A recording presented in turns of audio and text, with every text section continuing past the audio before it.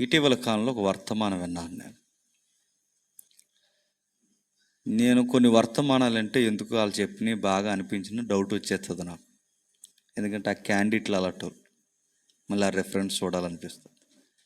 అలా చూసినప్పుడు అవాక్కయ్య ఒక విషయం తెలిసింది. నాకు తెలిసి మీరు కూడా అలాగే అనుకుని ఉంటారు. ఒక విషయాన్ని ఆయన పోలుస్తూ మాట్లాడుతూ, ఆయన కాదు చాలామంది సీనియర్ స్పీకర్స్ మాట్లాడారు. ఆ మాట్లాడుతున్న విషయం అబ్బా చరిత్రలో ఎంత తప్పు దాన్ని ఎందుకు దొల్లిస్తున్నారబ్బా అనిపించింది. అందులో ఒక విషయం ఏంటంటే, యోనా అనే ఒక ప్రవక్త ఉన్నాడు. మీకు తెలుసు కదండి, స్టోరీ అందరికి తెలుసు కనుక క్వశ్చన్ అడుగుతాను చెప్పాను. ఆ యోనా గారి గురించి సహజంగా మనం చదువుతున్నప్పుడు ఆయన ఒక క్రూరమైన సామ్రాజ్యంలోకి అడుగుపెట్టాడు. అది క్రీస్తు పూర్వం 740 నుండి ఆ మధ్యస్థపు తరగతి నహోము కాలానికి 420, అంటే 150 సంవత్సరాల చరిత్ర నినేవే పట్టణం. ఈ ఇద్దరు ప్రవక్తులు ఆ పట్టణాన్ని దర్శించారు. దర్శించినప్పుడు నినేవేకి నహోము వెళ్ళాడన్న ఆ ప్రస్తావన కన్నా యోనా వెళ్ళాడన్న స్టోరీ ఎక్కువ మనకు గుర్తుంటుంది. యోనా అనే ఆ స్టోరీలో ఆ క్యారెక్టర్ ఎందుకు మనకు గుర్తుండిపోయింది సండే స్కూల్ నుంచి అంటే, అతగాడిని ఏం మింగేసింది? చేప మింగేసింది. అందుకే అదొక మిరాకిల్ స్టోరీ మనకి. ఎప్పుడైతే ఆ చేప మింగేసిందో, మింగేసిందన్న స్టోరీ అన్న మనకే వింతగా ఉంది. ఏకంగా ఆ చేప వెళ్ళి ఎవరి ముందు కక్కేసిందట? ఎవరి ముందు చెప్పాలి? సరిగ్గా వెళ్ళి ఆ చేప ఎక్కడికి వెళ్తున్నాడు? యోనా చర్చికి వెళ్తున్నాడా? యోనా గారిని దేవుడు ఎక్కడికి వెళ్ళమని చెప్పాడు? నినేవే. ఇప్పుడు నినేవే పట్టణానికి యోనా గారు వెళ్దామని ప్రయత్నం చేసినప్పుడు చేప వచ్చింది, మింగింది. ఆ మింగేసిన ప్రవక్తని ఎక్కడికి ఎక్కింది? నినేవే సముద్రపు ఒడ్డుని కక్కింది. ఇదనుకునే నేను ఇన్ని రోజులు పొరపడబడ్డానండి. నాకెందుకో డౌట్ రాలేదు, కానీ కొందరు వ్యక్తులు చెప్తే నాకు డౌట్ వచ్చి చూడాలనిపిస్తుంది బైబిల్. అలా చూసినప్పుడు అవాక్కి అయిపోయాను నేను. మీరు కూడా అవాక్కు అవుతారు. విషయం ఏంటి చెప్పనా? అసలు నినేవేలో సముద్రమే లేదు. అది ఎఫెక్ట్. మీకు అర్థమైందో లేదు? అసలు నినేవే దగ్గర సముద్రం లేదు. ఎందుకు డౌట్ వచ్చిందంటే, నినేవే ఒడ్డుకెళ్ళి ఎప్పుడైతే ఈ చేప ఆయన్ని కక్కేసిందో, కక్కేసిన వెంటనే అందరూ అనుకున్నారట, నినేవే ప్రజలు ఈడవడబ్బా సముద్రంలో నుంచి, పైగా తిమింగలం గర్భంలోంచి వస్తున్నాడు, ఈడు వింతైన మాటలని అతగాడి మాటలు వినేసి మారిపోయారన్నారు.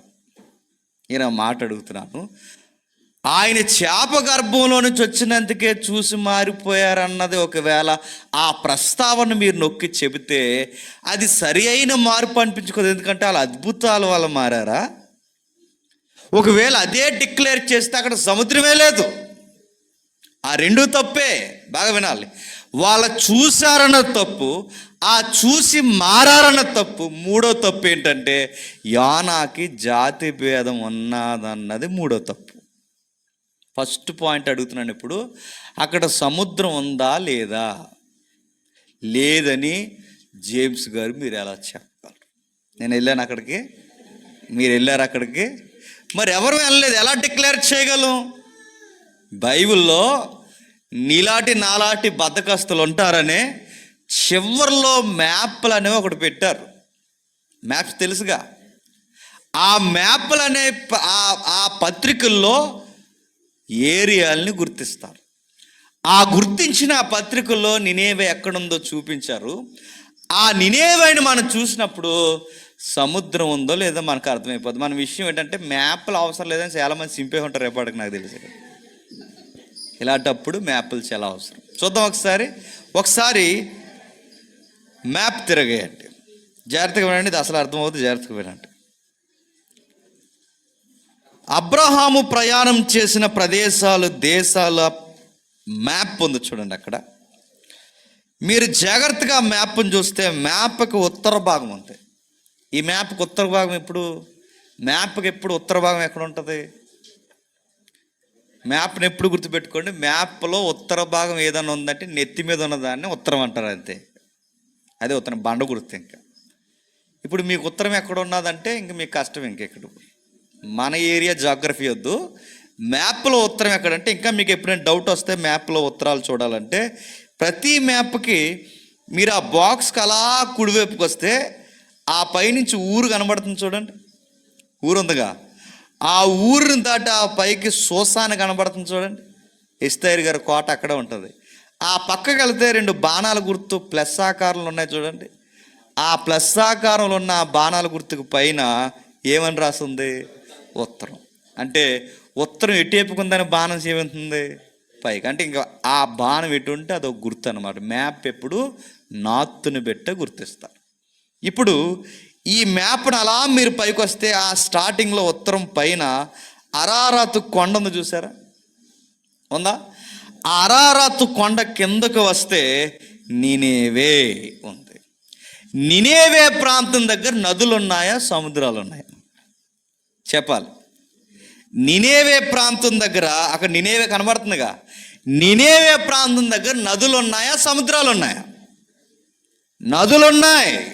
2 మహానదులు ఉన్నాయి. ఒకటి ఇద్దకేలు, 2 ఫరాతు.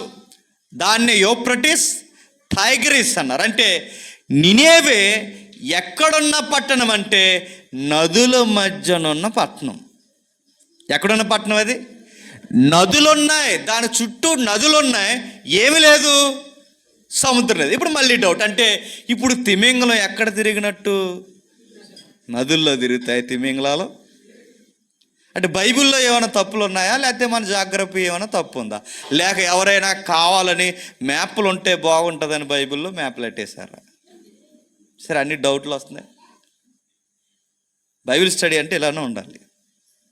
మరలా ఇప్పుడు ఆ నినేవే పట్టణం చుట్టూ కేవలం ఉన్నది నదులు. ఆ కేవలం నదులుంటే మరి ఈ తిమింగలం గొడవ ఏంటి? ఇప్పుడు ఏమో అక్కడ చదువుతుంటే యోనా గ్రంథంలో సముద్రంలోకి వెళ్ళాడని ఉంది, ఇక్కడ చూస్తే సముద్రం ఏం లేదు, నదులు ఉన్నాయి. మరి ఈ సముద్రాలు లేని ప్రాంతంలో తిమింగలం మింగడం ఏంటి? అంటే ఈయన మింగింది ఈ నదుల దగ్గర కాదు, కానీ ఈయన వాడెక్కిన ప్రాంతం అయితే ఉంది బైబిల్లో. ఎక్కడెక్కాడట ఈయన వాడ? తర్సీస్ ఎక్కలేదు, తర్సీస్ వెళ్దామని ఎక్కాడు. ఎక్కడెక్కాడు చూద్దాం ఒకసారి యోనా గ్రంథం తీయండి, 1వ అధ్యాయం. ఆ మొదటి వచ్చిండు సందర్భం తీసుకురండి. యెహోవా వాక్కు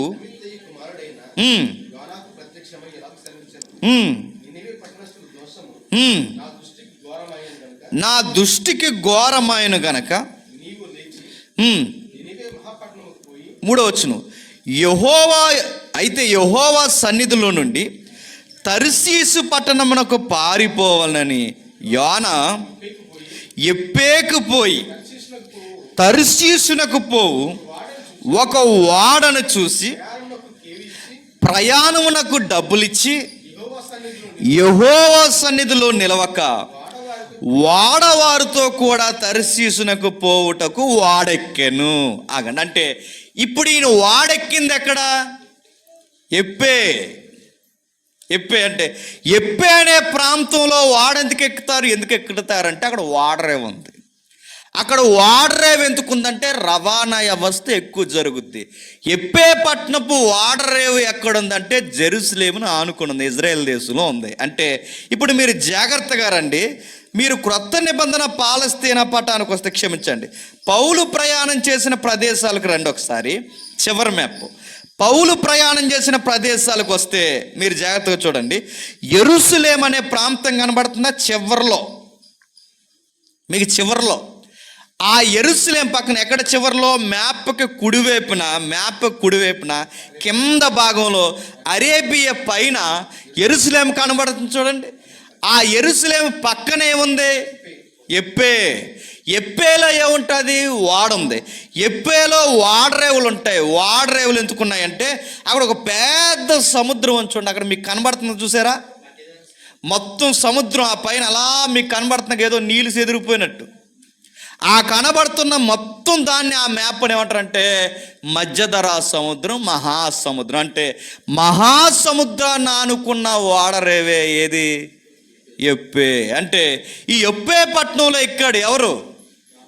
యోనా గారు. అంటే ఇప్పుడు యోనా గారు ఎక్కింది మీకు జాగ్రత్తగా అర్థమైతే, మీరు జాగ్రత్తగా అర్థమైతే బాగా వినాలి, మీరు జాగ్రత్తగా చూడగలిగితే. ఇప్పుడు అబ్రహాము ప్రయాణం చేసిన ప్రదేశాల దగ్గరికి రండి.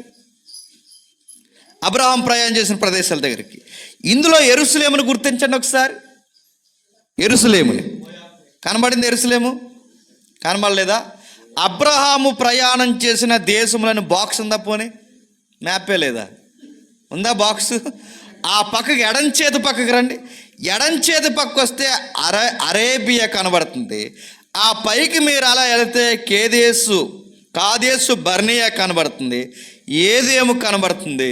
పైకి వెళితే మోయాబు, యెరూషలేం. ఆ యెరూషలేము పక్కనే యొప్పే పట్టణం ఉంటుంది, లేదా వాడరే ఉంటుంది. ఆ పక్కనే ఏం కనబడుతుంది? మళ్ళీ సముద్రం, మహాసముద్రం కనబడుతుంది. అంటే మహాసముద్రం లేదా సముద్రం అనేది ఎక్కడుందంటే ఇజ్రాయేల్ దేశానికి పక్కనుంది. మీకు అర్థమవుతుందా? ఇజ్రాయేల్ దేశానికి పక్కనున్న సముద్రమే, ఇజ్రాయేల్ దేశానికి దగ్గరగా ఉన్న సముద్రమే మహాసముద్రం. మధ్యధరా సముద్రం ఉంది. అంటే సముద్రం దగ్గరగా ఉన్న ప్రాంతం ఇజ్రాయేల్ దేశం. నదులు దగ్గరగా ఉన్న ప్రాంతం ఏంటి? నినేవే పట్టణం. ఇప్పుడు మీరు చూడండి, మహాసముద్రానికి నినేవే పట్టణానికి అసలు సంబంధం ఉందా? అక్కడ దగ్గరలో సముద్రం ఉందా? కొన్ని వందల మైళ్ళు దూరం ఉంది. అంటే ఇప్పుడు అక్కడికిక్కడ దరిదాపుల్లో చాలా మధ్యలో ఊర్లు ఉన్నాయి. ఆరాము ఉంది, ఆమాత్ ఉంది, పద్మనాభం ఉంది, ఆరాన్ ఉంది, నినేవే ఉంది. ఇన్ని టౌన్లు, ఇన్ని దేశాలు దాటి వెళితే అప్పుడు ఉంది ఏంటి? నినేవే. వాళ్ళకి సముద్రం ఉండే అవకాశమే లేదు. అంటే యోనా గారు చేసిన పని ఏంటంటే ఇటేపుకి వెళ్ళవయ్యా అంటే ఇటేపుకి పడవెక్కిపోదాం అనుకున్నాడట. అంటే సముద్రం లేని ఏరియా, నదీ పరివాహక ప్రాంతంలో అక్కడ పట్టణం ఉంది. అక్కడికి వెళ్ళి నువ్వు వాక్యం చెప్పంటే ఇటేపుకి వెళ్ళకుండా సముద్రం ఒడ్లకు పోయి అటే పడవెక్కి ఇంకొక దేశం పోదాం, అటేపు సముద్రం ఒడ్డు అయ్యేపు దేశానికి పోదాం అనుకున్నాడు. ఇలా వెళ్ళిపోతున్న వాడిని మింగేసింది ఏంటి? తిమింగలం. నేను నా ప్రశ్న అడుగుతున్నాను, ఇప్పుడు యోనా గారిని ఆ తిమింగలం మింగేస్తే మరలా వచ్చి ఎక్కడ కక్కుంటా చెప్పండి? ఎక్కడెక్కడ అక్కడే ఎక్కుతుంది. ఎక్కడెక్కాడు చెప్పాలి? యొప్పే దగ్గర. అంటే చూస్తేనో చూడకపోతేనో, లేదు చూస్తే మానితే ఎవరు చూసుండాలి చెప్పండి? యొప్పే ప్రజలు, ఇశ్రాయేలు ఆ పరిసర ప్రాంతాలలో చూసుండాలి తప్ప, అది గాల్లో మాట, చూసుండాలి తప్ప నినేవే పట్టణస్థులు చూసే అవకాశం ఉందా? రెండో పాయింట్ కూడా తప్పు. నేను ఆయన పేరు చెప్పకూడదు, ఆయన చాలా దేశ విదేశాల్లో ముమ్మరంగా వాడబడతారు. మొన్న ఆ మధ్య ఆయన్ని ఒక వివాదంలో టీవీ 9లో కూడా చూపించారు. ఎవరైనా అడగండి, బ్రేకులు అడగండి చెప్తా. అంటే ఇలాంటి వక్తలు కూడా పొరపాట్లు పడతాయంటే పొరపాట్లు పడ్డారు. అంత పెద్ద వక్తే పొరపాటు పడ్డాడు. అలాంటి వక్తలే పొరపాట్లు పడితే మన ముందు కళ్ళ ముందు కనపడుతుంది ఈ గజకర్లను గోకర్లకు పొరపాటు పడ్డారు. వాళ్ళు కూడా వాటిని బేస్ చేసుకుని తప్పుల మీద తప్పులు చెప్పారు. ఇప్పుడు వాళ్ళు తప్పు చెప్పారు, రైట్ చెప్పారు, మనం రైట్ చెప్తున్నామని ఇదంతా ప్రస్తావన కాదు. కానీ యోనా గ్రంథం తప్పు మార్గాన్ని పోయే వివరణలు అవి. అది నా బాధ. వాక్యాన్ని మానవ ఉద్దేశంతో కలిపేసే తప్పుడు మార్గాలు అవి. అందుకే యోనాను చూసినప్పుడు నినేవే ప్రజలు ఎలా మారారంటే యోనాను బట్టి కాదు, మనుషులను బట్టి మనుషులు మారరు. మనిషి మారాలంటే రెండు. ఒకటి, వాడి దేన స్థితిలో దేవుడు అవసరమని వాడు గుర్తించాలి. రెండు, వాడిని దేవుని మాట మాత్రమే మార్చగలదు. ఇక వేరే ఏ కారణాలను బట్టి మనుషులు మారరు. కేవలం దేవుని యొక్క మాటను బట్టే, వాడి పతనమైన స్థితిని బట్టే వాడు మారాలి తప్ప ఇక ఇతర ఏ కారణాలు బట్టి కాదు. ఒకవేళ యోనా చేప గర్భం నుంచి రావడం వల్లనే మారిపోయాడంటే ఇశ్రాయేలు ఎంతకన్నా అద్భుతాలు చూశారు. మారారా? రాలారు, మారలేదు వాళ్ళు. ఎందుకంటే ప్రపంచంలో ఇశ్రాయేలు చూసిన అద్భుతాలు ఎవడు చూడలేదు. వాళ్ళ అద్భుతాలు చూసే కొలది అవిశ్వాసులు అయిపోయారు. అద్భుతాలు చూస్తే మారరు, దేవుని వాక్యము గుండెల్లోకి వెళ్తే మారుతారు. అంటే యోనాని అసలు చేప గర్భంలోంచి వచ్చాడని నినేవే ప్రజలు చూసే అవకాశం లేదు. అవకాశం లేదు, సముద్రమే లేదు, అక్కడ చేపే లేదు, చెప్పండి సముద్రమే లేదు. చాలామంది అన్నారు అలాట ఆ చేప గర్భంలో అలా ఉండి స్నానం చేయకుండా ఆ నాసుతో వచ్చేసినందుకట ఈడేటి ఎలా ఉన్నాడని మారిపోయారట. మరీ విన్నాం కదని చూసారా? అలా జుట్టంతా పసర పడేసి దాని సొంగంతా పడేసరికి ఇలా యాక్వామ్యాన్ లాగా ఇలా వచ్చేసాడట. ఏంటి నువ్వు ఎలా ఉన్నావంటే ఇప్పుడే చేప కక్కింది అన్నాడట. మరీ ఏంటండి బద్ధకం. నేను మళ్ళీ చెప్తున్నాను, బైబిల్ చదవడంలో బద్ధకం యాసాలు వేస్తే ఇలాంటి తగలడే వర్తమానాలు వస్తాయి. గుర్తుపెట్టుకోండి, చదవాలి బైబిల్ని. మనకు తెలిసిందని ఎప్పుడు దేమపొద్దు పట్టకండి. ఎందుకంటే మనం పొరపాటు పడతాం. కొన్ని ఇమేజెస్ మనం క్రియేట్ చేసిన మనకు ఎప్పుడు తెలిసింది అనుకోకండి. మనం ఎన్నిసార్లు చదివినా నూతనంగా మనతో మాట్లాడే ఒకే ఒక గ్రంథం బైబిల్. అందుకే ఇప్పుడు మనం ఆలోచిస్తుంటే యోనా గారు ఎప్పుడైతే ఈయన ఎప్పుడైతే నినేవే ప్రాంతానికి వెళ్ళమంటే తూర్పు వైపుకి వెళ్ళమంటే పరమడ వైపుకి వెళ్ళిపోయాడు. నీ ప్రయాణం తూర్పు అంటే పరమడకు చూస్తాడు. ఎందుకంటే ఆయనకి వెళ్ళడం ఇష్టం లేదు. ఎందుకు ఇష్టం లేదంటారు? ప్రశ్న మళ్ళీ. నినేవే ప్రాంతానికి వెళ్ళడం యోనా గారికి ఎందుకు ఇష్టం లేదు? ఎందుకు ఇష్టం లేదండి? ఎందుకు ఇష్టం లేదు? చాలామంది ఏమనుకున్నారంటే ఎందుకు వెళ్ళడం ఆయనకి ఇష్టం లేదంటే వాళ్ళు ఇశ్రాయేలు కాదు కాబట్టి వెళ్ళడానికి ఇష్టం లేదు అంటే అన్నీ ఏదో దగ్గరుండి చూసినట్టు చెప్తుంటారండి. మరికొంతమంది ఏమన్నారంటే ఆయనకట ఆ టైంలోనంట జాతి భేదం, క్యాస్ట్ ఫీలింగ్ ఉందట. అప్పుడప్పుడు అనిపిస్తుంది, రా కూర్చో, ఒకసారి కూర్చుని మళ్ళీ బైబిల్ మొదటి నుంచి చదువుదాం రా అని పిలవాలనిపిస్తుంది అండి. అటు వంకర మెసేజ్లు చెప్తే జాతి భేదం ఆయనకి నీకు ఉండట దరిద్రం. జాతి భేదం ఆయనకి లేదు. ఆయనకి ప్రజలు ఇశ్రాయేలు ఒకరు బయట ప్రవక్తలకు అలాంటి ఉద్దేశాలు ఉండవు. మనకు ఏడితే దరిద్రాలు. మరి ఆయన ఎందుకు వెళ్ళినాడు? అది ప్రశ్న. ఎందుకు వెళ్ళినాడంటే ఆయనలో బాగా వినండి, గతంలో కొన్ని అనుభవాలు ఉన్నాయి ఆయనకి, దేవుడికి ఆయనకి. ఆ అనుభవాలు ఏంటంటే దేవుడు అంటాడు ఆ ప్రాంతానికి వెళ్ళి ఇదిగో మీ అందరికీ దుర్గతి పడుతుందని చెప్పు అంటాడు. సీరియస్గా ఈయన చొక్కా ఎగరేసుకుని వెళ్ళిపోతాడు. అర్థమవడానికి చెప్తున్నాను. సీరియస్గా ఎప్పుడైతే వెళ్ళిపోయారో అబ్బాయిలు, దేవుడు మొత్తం మిమ్మల్ని నేల మట్టానికి ఒరికించేస్తారంటున్నాడు, మీరు మారు మనసు పొందకపోతే అని చెబితే వాళ్ళు ఎప్పుడైతే ఈ మాట విన్నారో, అవునా తప్పు చేసామని దేవుని దృష్టికని వెంటనే వారు పశ్చాత్తాపడితే దేవుడు వెంటనే వాళ్ళని క్షమించేసేవాడట. ఇప్పుడు బాగా వినండి, ఈయనొచ్చి ప్రవచనం ఏం చెప్పాడు? దేవుడు మిమ్మల్ని చంపేస్తాడన్నాడు. చంపేస్తాడన్న మాట ఎప్పుడైతే విన్నారో వీళ్ళు మారిపోయారు. తీరా చంపేస్తాడన్న మాట చెప్పిన తర్వాత వాళ్ళు చచ్చిపోలేదు, వాళ్ళు ఇంకా దీవింపబడి వర్ధిల్లిపోయారు. ఇప్పుడు ప్రసంగం చేసినాడు ఏమైపోవాలండి? మీకు అర్థమైందో లేదు? ఇప్పుడు ఆయన ప్రాబ్లం పెట్టి మీకు అర్థం అవ్వాలి ఆయన ఎందుకు వెళ్ళను అన్నాడు. ఇప్పుడు ఆయన వచ్చి దేవుడు మిమ్మల్ని దీవించేస్తాడన్నాడు, వెనకాల దేవుడు వచ్చి వాళ్ళని శపించేశాడు. ఎలమన్నది ఈయన మళ్ళీ ఎవరు? దేవుడు మళ్ళీ ఏమన్నాడు? ఇదిగో దేవుడు మిమ్మల్ని శిక్షించబోతున్నాడు అన్నాడు, వెనకాల దేవుడు వచ్చి రక్షించేశాడు. ఈ నొగుడు చెబితే ఎలమన్నది ఈయనే, చేయమన్నది ఈయనే. కానీ ఈయన తీర వెళ్ళాక ఈయన అనుకున్నట్టు జరగదు, ఆయన అనుకున్నట్టు జరుగుతుంది. ఈ మధ్యలో బాగా వినాలి, ఆయన బాగుంటాడు, ఏళ్ళో బాగుంటారు, అనుమానంగా ఎవరి వైపు చూస్తారు చెప్పండి. మీకు ఇశ్రాయేలు గ్రంథాలు తెలిస్తే మోసే రాసిన 5 కాండాల్లో ఒక మాట ఉంటుంది, ఒకడిని ప్రవక్త అని ఎలా డిక్లేర్ చేయాలంటే అతగాడు చెప్పిన ప్రవచనం నెరవేరితే, అతగాడు చెప్పిన మాట అనతి కాలంలో నెరవేరితే అతడు ప్రవక్త అని డిక్లేర్ చేసుకోండి.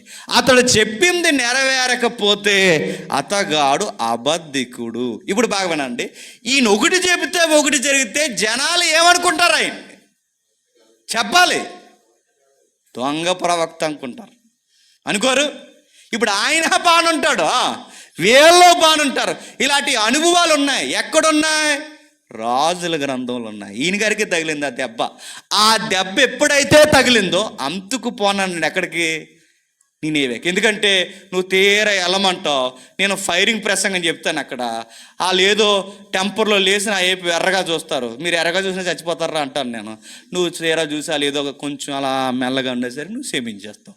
వాళ్ళ మధ్యలో మరలా మాడిపోయిన ముఖం పెట్టుకోవాల్సింది ఎవరు? నేను. నాకు తెలుసు నువ్వు ఇలాగే ఉంటావు, అందుకే నేను వెళ్ళనని చెప్పలేక ఆ ఇగో అడ్డొచ్చి వాడకి వెళ్ళిపోవాలనుకున్నాడు. ఎక్కడికి? తర్సీసు. అది జనరల్, బాగా వినాలి. ప్యాసింజర్ వాడు కూడా ఎక్కలేదంట. ఏ వాడు ఎక్కడ చెప్పినా? రవాణా అంటే సరుకులు పట్టుకెళ్ళే వాడు. ఎందుకంటే ప్యాసింజర్ వాడైనా అక్కడక్కడ ఆగుద్దేమో కానీ రవాణా వాడైతే ఇంకెక్కడ ఆగదు, గొడవ ఉండదని అది ఎక్కేయాడండి. ఎన్ని తెలివితేటలు చూసి సువార్త ఎగ్గొట్టి పరిగెడదాం అనుకున్నాడు. అయితే ఎప్పుడైతే బాగుండండి, ఈయన అంతకే వెళ్ళనన్నాడు అనడానికి మన దగ్గర బేస్ రిఫరెన్స్ ఏమైనా ఉందంటే ఉంది. ఒకసారి చూద్దాం, చూడండి. 2వ రాజుల గ్రంథం 14వ అధ్యాయం, 2వ రాజుల గ్రంథం 14వ అధ్యాయం 23వ వచనం. 2వ రాజుల గ్రంథం 14వ అధ్యాయం 23వ వచనం. యోధారాజును యోవాసు కుమారుడైన అమజ్య ఏలుబడిలో 15వ సంవత్సరమందు ఇశ్రాయేలు రాజైన యెహోవాషు కుమారుడగు యరొబాము షోమ్రోనులో ఏలన ఆరంభించి 41 సంవత్సరములు ఏలెను. ఇతడు ఇశ్రాయేలు వారు పాపము చేయుటకు కారకుడగు నెబాతు కుమారుడైన యరొబాము చేసిన పాపములు ఎడవక అనుసరించి యెహోవా దృష్టికి చెడుతనము జరిగించెను. ఎవరు? ఆ ఇశ్రాయేలు రాజు ఎవడైతే ఉన్నాడో వాడు చెడుతనం జరిగించను. ఇప్పుడు చెడ్డ పరిపాలన జరిగిస్తున్న రాజు దగ్గరికి పోయి యోనాని దేవుడు ఏమనమన్నాడట? నీకేం కాదు, నీ శత్రువులు నిన్నేమి చేయరు, దేవుడు నిన్ను ఇంకా బాగా దీవిస్తాడని చెప్పమని ప్రసంగం చెప్పమని పంపుతున్నాడట. ఎవరి దగ్గరికి? కుండాకూరుడి దగ్గరికి. మీకు అర్థమవుతుందో లేదు? పనికి మాలినోడి దగ్గరికి, దొంగ పరిపాలన చేస్తున్నోడి దగ్గరికి వెళ్ళి ఏమని ప్రసంగం చేయాలట? కంగారు పడకు, దేవుడు నిన్ను బాగుపడతాడు. ఇలాంటి ప్రసంగాలు చేయమంటున్నాడండి ఆయన. ఎవరిని? ఆడి పరిపాలన చూస్తే అర్థమైపోతాడు దుర్మార్గుడు. వాడి దేశంలో న్యాయము లేదు, సమపాలన లేదు, ప్రజల్ని మట్టుబట్టడమే కాదు, వాడు భయంకరమైన విగ్రహారాధన వైపు మళ్ళిస్తున్నాడు. అలాంటి వాడిని నువ్వు వెళ్ళి దీవించమంటే మనసుని ఎలా దీవించాలని చంపుకుని వెళ్ళాడు. ఎవరు? ఏమని చెప్తున్నాడు చూడండి 25వ వచనంలో. యోనాను ప్రవక్త ద్వారా ఇశ్రాయేలుకు దేవుడు యెహోవా సెలవిచ్చిన మాట చెప్పిన ఇతడు యోనా ఆమాతుకు పో మార్గము మొదలుకొని మైదానము సముద్రం వరకు ఇశ్రాయేలు సరిహద్దును మరలా స్వాధీనం చేసుకున్న నువ్వు ప్రాఫెసీ చెప్పెళ్ళి ప్రవచనం చెప్పు. యరొబాము కంగారు పడుతున్నాడు, ఏం కాదు. అక్కడేమో అలా చెప్పమన్నాడు, ఏమీ కాదని. కిందకు వచ్చేసరికి ఏమన్నాడు చూడండి 27వ వచనంలో. యెహోవా ఇశ్రాయేలు వారు పొందిన బాధ ఘోరమైనదనుకొని ఇశ్రాయేలు పేరు ఆకాశము కింద నుండి తుడిచివేయనని యెహోవా సెలవిచ్చిన. మళ్ళీ ఇదేంటి ఈ కన్ఫ్యూజింగ్ ప్రవచనాలన్నీ ఎవరు చెప్పాలంటండి? నిన్నొచ్చి ఏ దేవుడు మిమ్మల్ని ఏం చేయడని చెప్తాడట. ఈరోజు వచ్చి మళ్ళీ ఏం చెప్పాలట? దేవుడు మిమ్మల్ని ఆకాశం కింద ఉండకుండా తుడిసేస్తాడట. నిన్నొచ్చేమో మీరు బాగుంటాడు అన్నాడు, ఈరోజు వచ్చేమో తుడిసేస్తా అన్నాడు. తర్వాత మళ్ళీ దేవుడు ఏం చేశాడు? యెహోషువ కుమారుడైన యరొబాము ద్వారా ఇశ్రాయేలును రక్షించింది. ఏమైనా బాగుందండి ఇది? ఇలాంటి కన్ఫ్యూజ్ ప్రసంగాలు చెప్పలేకే యోనా గారు ఏమన్నారు తెలుసా? బాబు, ఈ సువార్తకి ఈ ప్రసంగాలకు నమస్కారం, నేను వాడకి ఊరెళ్ళిపోతాను అన్నాడు. నీకు అర్థమైందా? అప్పుడు ఎప్పుడో కరోనా టైంలో పాట వచ్చేది, ఎక్కడికి వెళ్ళిపోతావారంటే ఊరు వెళ్ళిపోతానరా అన్నాడు. యారా అంటే భరించలేకపోతున్నారు, ఒకటి చెప్తే ఒకటి జరుగుతుంది ఇక్కడ అన్నాడు. యోనా గారి పరిస్థితి కూడా చూడండి. ఆయన పరిస్థితి ఏంటి చెప్పనా, ఆయన ఒకటి చెప్పమంటాడు, తీరా వెళ్ళి నేను ఒకటి చెప్తాను, అక్కడ ఇంకోటి జరుగుతుంది. అందుకే వీళ్ళ దృష్టిలో అబద్ధికుడిగా మిగిలిపోయేది ఎవరు? నేను. ఇప్పుడేమో మనడోడికి ఇశ్రాయేలు పట్టణానికి వార్నింగ్ ఇమ్మన్నాడు. ఇప్పుడు ఇశ్రాయేలు కాదు, అసలు ఏ సంబంధం లేనోళ్ళు, ఇప్పుడు అన్యులు, అసలే మూర్ఖులు, డబ్బు అధికారం బాగా మదం ఎక్కువ ఉన్నారు. ఇప్పుడు వాళ్ళ మధ్యకి వెళ్ళి మిమ్మల్ని అందరినీ దేవుడు శవడాలు తీసేపోతున్నాడు రా అని చెబితే తీరా ఆయన తీయిపోతే నా వైపు ఎలా చూస్తారు? ఈ డౌట్లేని ఉండవండి ఆయనకి. మరి మిమ్మల్ని అందరినీ ఆయన పనిష్మెంట్ చేయబోతున్నాడు అన్నప్పుడు ఎలా ఉంటుంది? అది నెరవేరకపోతే మళ్ళీ గిల్టు. అలాంటి అనుభవాలు ఆయనకు ఉన్నాయి కాబట్టి ఆ యోనా గ్రంథం 4వ అధ్యాయం మొదటి వచనంలో ఏం బాధపడతాడు చూడండి ఒకసారి. యోనా ఆ ప్రజలు మారిపోవడం చూసి బహు చింతాకాంతుడే. ఇదేం గొడవ? మీకు అర్థమవుతుందా? నేను చెప్పే అర్థమైతే మీకు చాలా విచిత్రంగా ఉంటాయి ఆ మాటలు. బహు చింతాకాంతుడై. ఎందుకు చింతాకాంతుడు అయిపోతున్నాడు? 3వ అధ్యాయంలో ఏం చెప్పాడంటే, ఇదిగో యెహోవా ఏమన్నాడట, నీ పట్టణానికి దుర్గతి పట్టబోతుంది అన్నాడు 3వ అధ్యాయంలో. 4వ అధ్యాయంలో ఏం జరుగుతుంది? దుర్గతి లేదు, ఏమీ లేదు, మొత్తం దేవుడు వాళ్ళని దీవించబోతున్నాడట. ఇది చూసిన ఆయన బహు చింతాకాంతుడై దేవుడి మీద యోనా కోపగించుకుని, యెహోవా నేను నా దేశమందుండగా ఇట్లు జరుగునని నేను అనుకుంటే, నాకు తెలుసు నువ్వు ఇలా చేస్తావని, అందుకే వెళ్ళను అన్నాడు. ఎవరు? నువ్వు ఇలా చేస్తావని తెలిసే నేను వెళ్ళను. నా దేశమందు ఉన్నప్పుడే నా మానాన్ని నేను పోయి ఆ వాడెక్కి పోయి నా పని ఏదో నేను చూసుకుని మళ్ళీ నన్ను పిలిపించావు. ఈ మాత్రం దానికి నన్ను పిలిపించడం, వాళ్ళ ముందు నేను పెద్ద బిల్డప్ ప్రసంగం చెప్పడం, ఆ ప్రసంగానికి వాళ్ళు ఏదో వణిగిపోతే నువ్వు అక్కడి నుంచి నేను క్షమించేస్తే, ఇంత తతంగానికి నన్ను పంపించి మధ్యలో నువ్వు బాగానే ఉన్నావు, వాళ్ళు బాగానే ఉన్నారు మధ్యలో. అది నాకు తెలుసు నువ్వు ఇలా చేస్తావని. ఎవరి మీద కోపగింటున్నాడట ఈయన? ఎలాంటి చెప్పనా, అనుకున్న మాట నెరవేరిపోవాలన్న ప్రవక్త. ఎవరు చెప్పండి? ఆ సీన్లో ఆయనే కదండి. మనమున్న అలాగే ప్రవర్తిస్తాం. అప్పుడప్పుడు మీరు చూసారా, మనం యథార్థంగా ఉండి నీతిగా ఉండి మనల్ని ఎవరైనా ఇబ్బంది పెడుతున్నప్పుడు సీరియస్గా మాట అంటాం, కంగారు పడకరా రే, నన్ను ఎంత బాధ పెడుతున్నారు, దేవుడు మిమ్మల్ని ఏం చేస్తాడో చూడండి రా అంటాం. అలా అనేస్తాం టెంపర్లో. 1 రోజు అవుతుంది, 2 రోజులు అవుతుంది, సంవత్సరాలు అవుతుంది, దేవుడు అన్నీ ఏమి చేయడు. అప్పుడు మనం అనుకుంటాం, ఏం చేయడేట్రా దేవుడు అంటే ఒకటి వచ్చేది. మనం సీరియస్గా అనేస్తాం, కంగారు పడుకు దేవుడు మిమ్మల్ని ఏం చేస్తాడని. కానీ ఆయన ఏం చేయడు దేవుడు. అప్పుడు మనం ఏమనుకుంటాం, ఆ రోజు సీరియస్గా అన్నాం, ఆడు మన కళ్ళ ముందు తెలసొక్కేసి తిరుగుతుంటాడు. మనకేమనిపిస్తుంది, ఏదో చేస్తాడన్నాం, ఆయన దేవుడు ఏమీ చేయలేదు. ఏంటి మనం అన్న చిన్న చిన్న పొగర మాటలు నెరవేరకపోతేనే దేవుడు ఏమి చేయట్లేదు, దేవుడి మీద అలిగేంత బిల్డప్ మనం ఇస్తున్నామే. ప్రవక్త దేశానికి వార్నింగ్ ఇచ్చాడు, ఆ దేశానికి ఇచ్చిన వార్నింగ్ నెరవేరకపోతే ప్రవక్త ఏమైపోతాడు చెప్పండి? ఆ గిల్ట్లో ఉండిపోయాడు.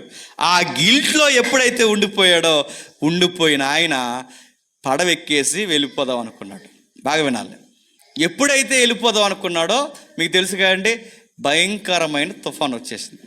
ఎప్పుడైతే, మీకు తెలిసింది కాబట్టి రెఫరెన్స్ చూపించట్లేదు, ముఖ్యమైన రెఫరెన్స్ చూపిస్తాను. ఎప్పుడైతే ఈ తుఫాన్ వచ్చిందో, తుఫాన్ వచ్చినప్పుడు అప్పట్లో ప్రజలకట, అన్యులకైనా దేవుని బిడ్డలకైనా ఒక ఆలోచన ఉండేదట, ఉన్న పాటున వాతావరణం మారిపోతుందంటే మనలో ఎవడో తేడాగా ఉన్నాడురా అని అంచనా వేసేవారట.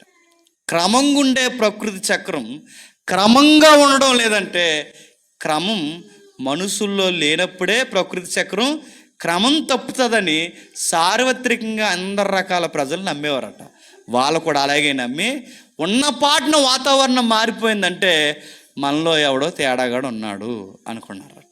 ఎవడున్నాడా అని వాళ్ళకి తెలిసిన పరిధిలో వాళ్ళ భక్తిలో సీటీలు వేశారు.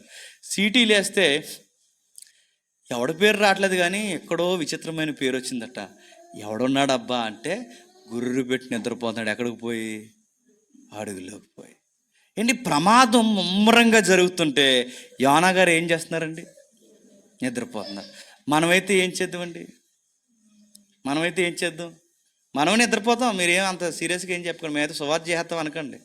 మనము నిద్రపోతాం. అలా ఎలా జరుగుద్దండి అంటే అలాగే జరుగుద్ది. ఎలాగ చెప్పనా, కరోనా అనే ప్రపంచానికి పెద్ద ప్రమాదం వచ్చింది. ఏం చేశాను చెప్పండి? ఏం చేసామండి? లాక్డౌన్లో సువార్త చేసామా? శుభ్రం తినేసి 3 పూటలు పడుకున్నాం. ఒక్కొక్కరు లావ్ అయిపో పొట్టలు పెంచేసాం. పిల్లలు పుట్టినన్న వాళ్ళు కూడా పిల్లలు పుడేశారట టైంలో, తెలుసా? మీకు అర్థమైందా? ప్రమాదం జరిగితే మనిషి ఏం చేస్తాడు ఎప్పుడు చెప్పండి? రెస్ట్ తీసుకుందాం అనుకుంటాడు. యోనా గారు కూడా ఏం చేశారంటే, అంత ప్రమాదం జరుగుతుంటే ఆయన వాడు అడుక్కుపోయి సువార్త భారం వదిలేసి చెప్పండి నిద్రపోతున్నాడు. ఆ కరోనా టైంలో మనుషులందరూ ఏం చేశారండి? ప్రమాదం పంచుకొస్తున్నప్పుడు సువార్త భారం ఉన్న సేవకులు ఏం చేయాలండి? అరే ప్రమాదం జరుగుతున్నప్పుడు జాగ్రత్తరా, ప్రమాదం ముంచుకొస్తుంది, కాస్తంత భక్తిగా ప్రార్థనగా జాగ్రత్తగా ఉందామరా అంటే అలా ఉండాలరా అని చెప్పిన సేవకులు ఉన్నారండి. మొత్తానికి సంఘాలు మూసేసి షట్టర్లు మూసేసి ఏం చేశారట?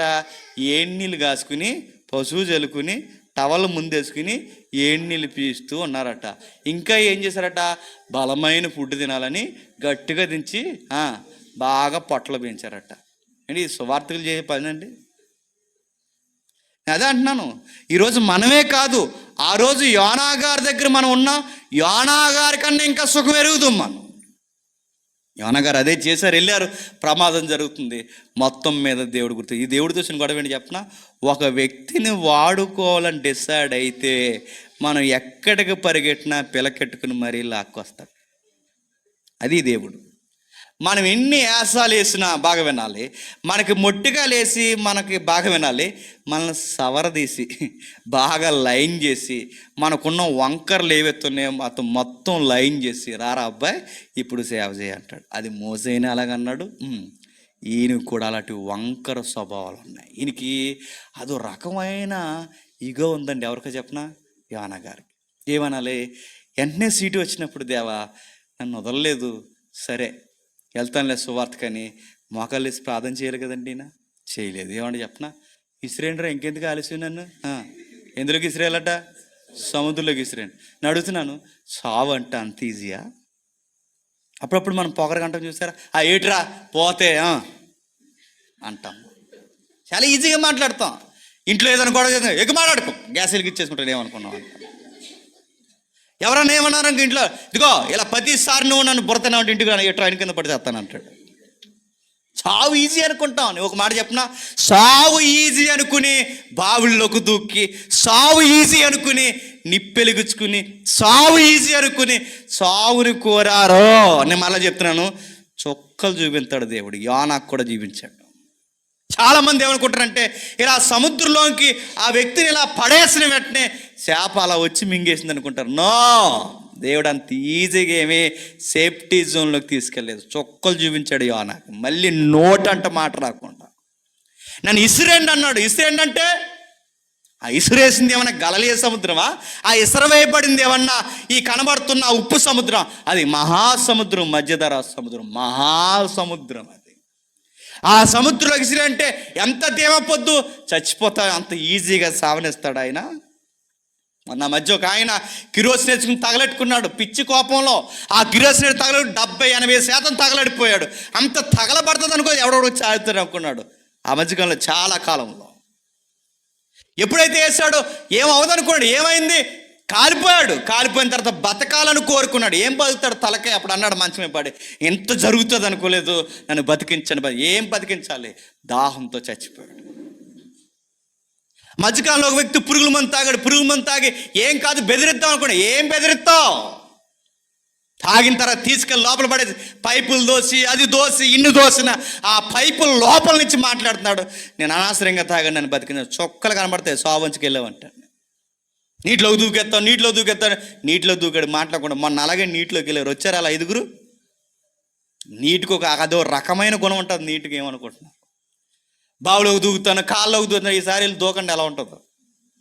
దానికి ఒక గుణం ఉంటుంది, దానికి ఒక ద్రవ్యరాశి ఉంటుంది, దానికి నీటిలో తల్తన్యత అని ఒకటి ఉంటుంది. అదేం చేస్తుంది చెప్పిన దాని గుణం దాంట్లోకి అడుక్కి దాని లెవెల్కి వెళ్ళాము, అది లేకనేది. అది గజీత గడ్డ నొక్కి పడేస్తుంది.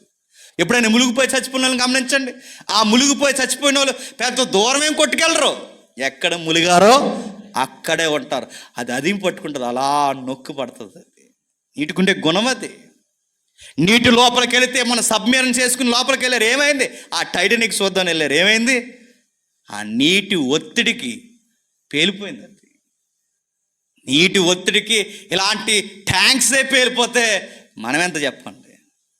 అది ఎప్పుడు వదులుతో చెప్పినా దాని బరువంతా మీదేసి నొక్కేసి లెగనీయకుండా ఆ మట్టిలోకి కుక్కేసి మన ఊపిరి బిగించేసి నువ్వు చచ్చిపోయి అయిపోయిన తర్వాత లోపల బాగా విన్నా, లోపల ఆ లోపల ఉబ్బిపోతే ఆ పీల్చుకున్న గాలి నిలవ ఉంటుంది చూస్తారు, అప్పుడు ఉబ్బిపోయిన ఆ దేహంలోనికి గాలి చేరితే అప్పుడు నిన్ను బయటకు అలా కప్పలా ఉబ్బిపోయి అప్పుడు తేలుతావు పైకి. అప్పుడు వరకు వదలదు. అంత ప్రమాదకరమైంది. అలాంటి ప్రమాదకరమైన నీటిలోకి దూకుతున్నా నన్ను ఇసిరేండి అన్నాడు. ఎవరు? దేవుడు అన్నాడు, వెళ్ళి నీకు ఎలా ఉంటుంది సీబంతో అనుకున్నాడు. ఆ సింహాసనం మీద వచ్చి ఇసిరాయినిచ్చాడు. చాలామంది అనుకుంటారు ఇలా ఇసిరేసిన వెంటనే అలా చేప వచ్చింది, మింగేసింది, పట్టుకెళ్ళిపోయింది. నో, చేప అంత త్వరగా రాలేదు. ఎప్పుడు వచ్చిందో చెప్పనా? ప్రభువా తప్పు చేశాను ప్రభువా, దయచేసి నన్ను క్షమించి నన్ను రక్షించని ఆయన భయంకరమైన కన్నీటి ప్రార్థన చేస్తే గాని ఆ తిమింగలం రాలేదు. ఎక్కడుంది ఈ స్టోరీ? అంతా ఎక్కడుందో ఒక్కసారి నేను చదువుతాను చూడండి. 2వ అధ్యాయం మొదటి వచనం. ఆ మత్స్యము కడుపులో నుండి యోనా యెహోవాకు ఎలాగ ప్రార్థించి, ఒక ఇంటి ఇస్తాను, మీరు అలా అబ్జర్వ్ చేస్తూ వినండి. యోనా ఎక్కడుండి ప్రార్థన చేస్తున్నాడు? మత్స్యం కడుపులో. చాలామంది అనుకుంటారు 3 రోజులు లోపల ఏం చేసి ఉంటాడంటే, ఏం చేసినప్పుడు అందులోకి వెళ్ళడానికి అవకాశం లేదు. ఏం చేస్తుంటాడు ఆయన 3 రోజులు? 3 రోజులు ప్రార్థన కూడికలు ఎట్టుకున్నాడు. ఎక్కడ? చేప కడుపులో. చాలామంది రెస్ట్ తీసుకుంటారు కూడా, రెస్ట్ ఏమి లేదు. 3 రోజులు చేప గర్భంలో ఆయన ఏం చేశాడంటే ప్రార్థనా కూడికలు. సహవాసం ఎవరు? చేపే. తోటి విజ్ఞాపన విశ్వాసం ఎవరు? చెప్పండి, చేపే. దెబ్బ కనబడదు బొమ్మ ఎవరికి, ఎలా కనబడి బాగా వినండి. ఆ చేప గర్భంలో ఉండి ఆయన యోనా గారు యెహోవాకు ఎలాగో ప్రార్థించను. బాగా వినాలి. ఈ ప్రార్థనలో యోనా గారు ఏమి జ్ఞాపకం చేసుకుంటాడు చెప్పనా? ప్రార్థనలో చిట్ట చివరి జ్ఞాపకం చేసుకుంటాడు. ఎక్కడ చిట్ట చివరి జ్ఞాపకాలు? ఆయన దూకేసిన తర్వాత ఇక నా లైఫ్ అయిపోయింది అన్న కనబడిన ఆ చుక్కలు కనబడే జ్ఞాపకాలు ఉన్నాయి చూసారా? ఆ చిట్ట చివరి జ్ఞాపకాలు చేసుకుంటాడు. ఆ చిట్ట చివరి జ్ఞాపకాల్లో ఏం చేశాడంటే, ఇక సముద్రం అడుక్కు అలా వెళ్ళిపోయి ఆ చీకటి అంతా కమ్మేసి ఆ నాసు అంతా పట్టేసి ఆ బండ సందుల్లోకి పోయి ఇక చివరికి వెళ్ళిపోయి ఇది పాతాళమే అన్నంత కన్ఫామ్ అయిపోయిన ప్రాంతానికి దిగిపోయి ఇక నా లైఫ్ అయిపోయింది అని డిసైడ్ అయిపోయి స్పృహ అంటే ఇక సగం చచ్చిపోయాడు. ఆ స్పృహ కోల్పోతున్న టైంలో చిట్ట చివరి ప్రార్థన చేశాడు, దేవా దయచేసి నన్ను ఈ జ్ఞాపకం చేసుకుని నన్ను విడిపించని. ఆ జ్ఞాపకం చేసుకొని చేసిన ఆ ప్రార్థన ఈ ప్రార్థనలో జ్ఞాపకం చేసుకుంటున్నాడు. అర్థమైంది కదా? మళ్ళీ చెప్తాను. అంటే ప్రార్థనలో ప్రార్థన. నీకు అర్థమైంది లేదు? చేప గర్భంలో 3 రోజుల ప్రార్థనలో ఆయన ఏం జ్ఞాపకం చేసుకున్నాడు చెప్పనా? ఆ దూకిందే జ్ఞాపకం చేసుకున్నాడు. ఆ దూకినప్పుడు అడుక్కు పోయిన తర్వాత ఆ చిట్ట చివరి ప్రేయర్ ఉంది చూసారా? ఇక అయిపోయాడు, ఆల్మోస్ట్ చచ్చిపోయాడు. ఆ చనిపోయే టైంలో ఆ చనిపోతున్నప్పుడు చిట్ట చివరి ప్రార్థన చేశాడు. అప్పుడు దయచేసి నన్ను కాపాడు అన్నప్పుడు వచ్చింది ర్యాకెట్ లాగేడు. చెప్పండి, చేప. ఇదంతా ఎక్కడుందంటే ఇప్పుడు నేను చదువుతాను, మీరు చూడండి. 4వ వచనంలో, నీ సన్నిధిలో నుండి నేను వెలివేయబడినను నీ పరిశుద్ధాల ఆలయము తట్టు మరలా చూసిదని అనుకుంటుని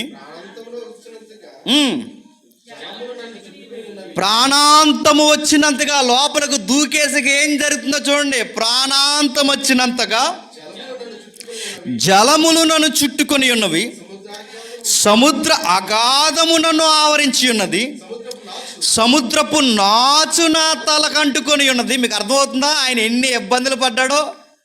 ఎలా ఉందట?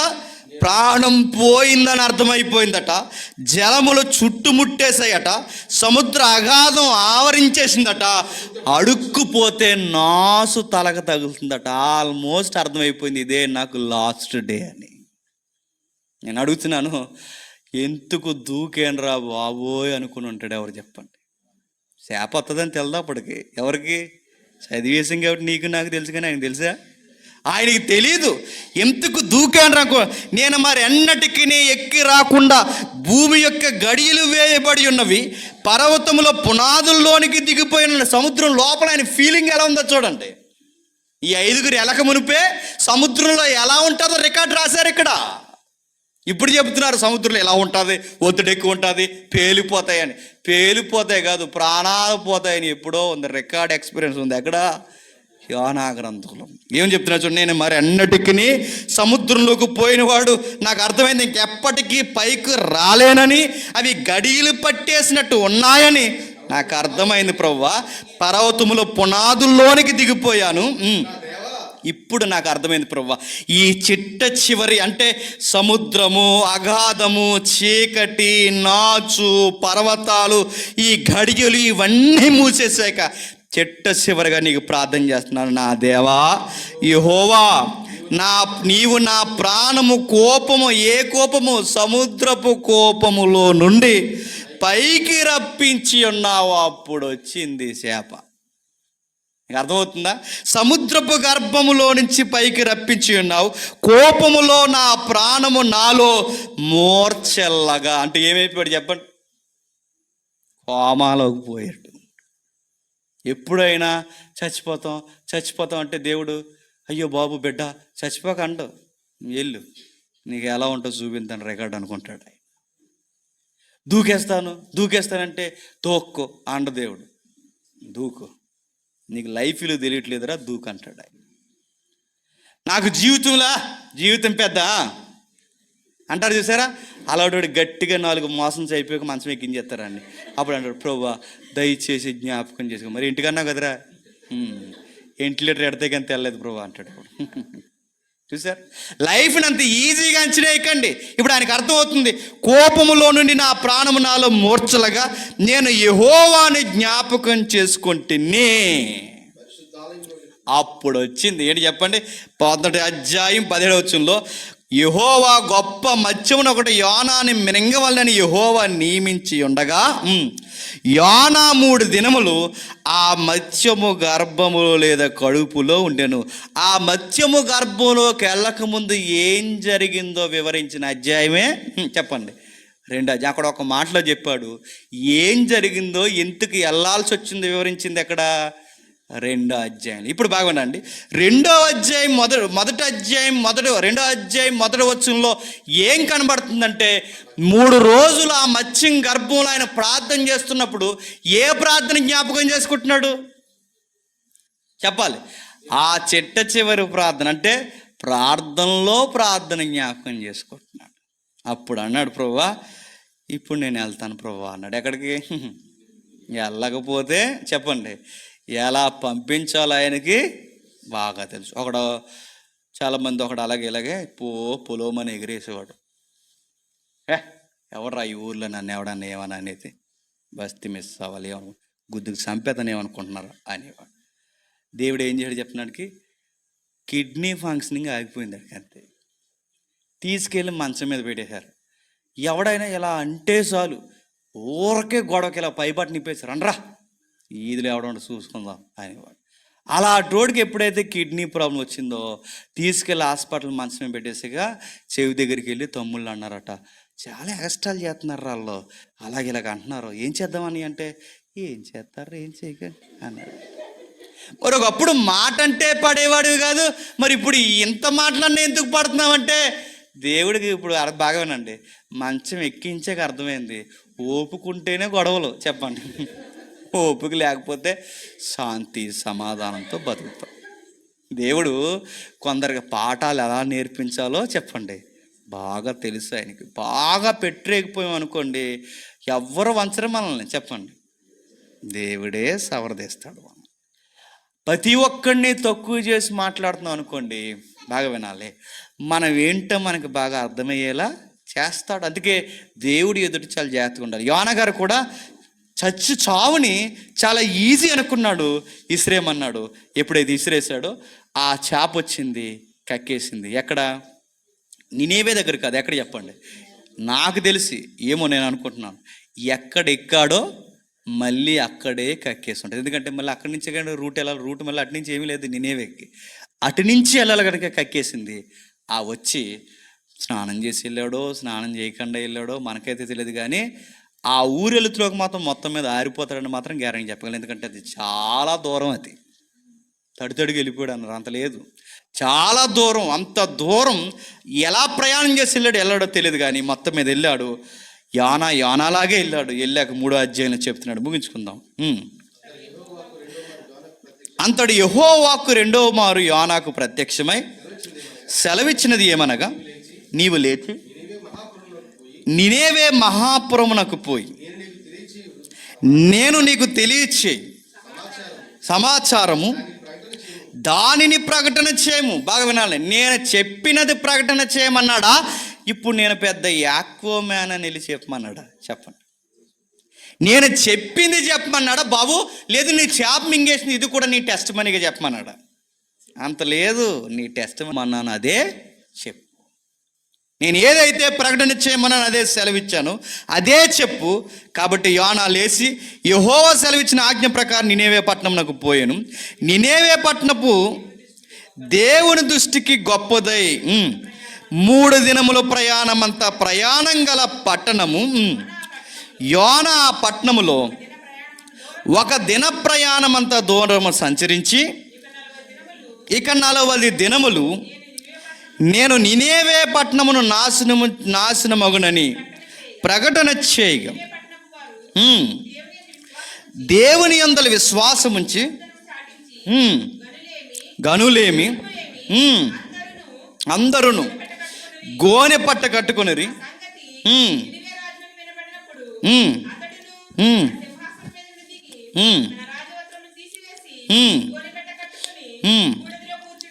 బూడిదలో కూర్చొని రొమ్ములు బాదుకున్నారు. మాట్లాడుతున్నాను చెప్పండి.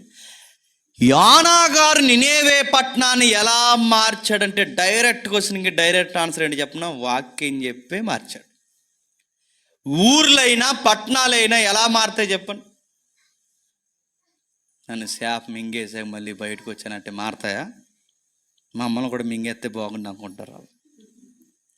సాక్ష్యాల వలన అంత మారుతారు లేదో నాకు తెలియదు, కానీ బాగా వినాలి, సాక్ష్యం వల్ల ఒకవేళ ఉజ్జీవం రావచ్చేమో కానీ, ఉత్తేజం రావచ్చేమో కానీ మారు మనసు రాదు. మారు మనసు దేన్ని బట్టి వస్తుంది చెప్పండి? వాక్యము బట్టి.